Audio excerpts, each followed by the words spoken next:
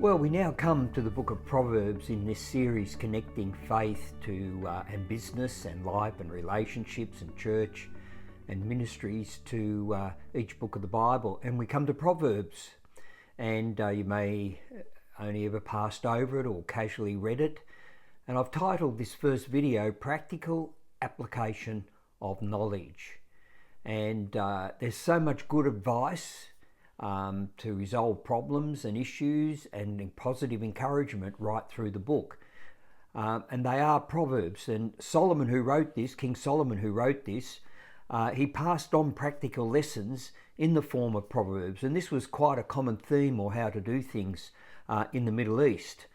And a proverb is a short, concise writing which contains a wise and moral declaration. And they have some challenging parts to some of these proverbs as well. And there are universal principles that cover all people, in all places, at all times in history. And they apply to all people. You can't just say that's for someone else and not me.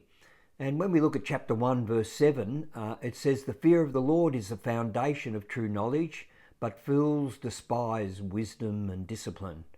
So the fear of the Lord, that's not this fear where you're cowering down, but understanding who God is and his power. And he does have a plan and purpose for each one of us. Where we start there, then these proverbs and what we learn from them take on a whole new meaning.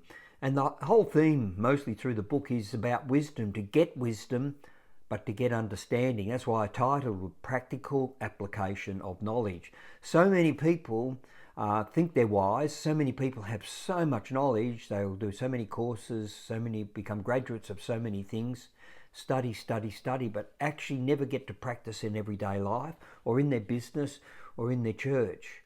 And the practical application of this knowledge where you start to see results and start to see changes in yourself and in others. And it said, fear is a humble, honouring and attentive posture towards God.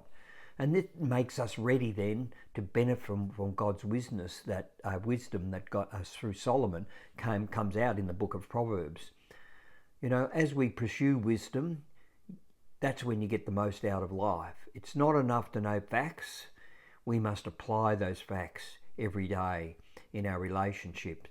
When it says get good advisors, it's serious about that. You can't do life, on your own.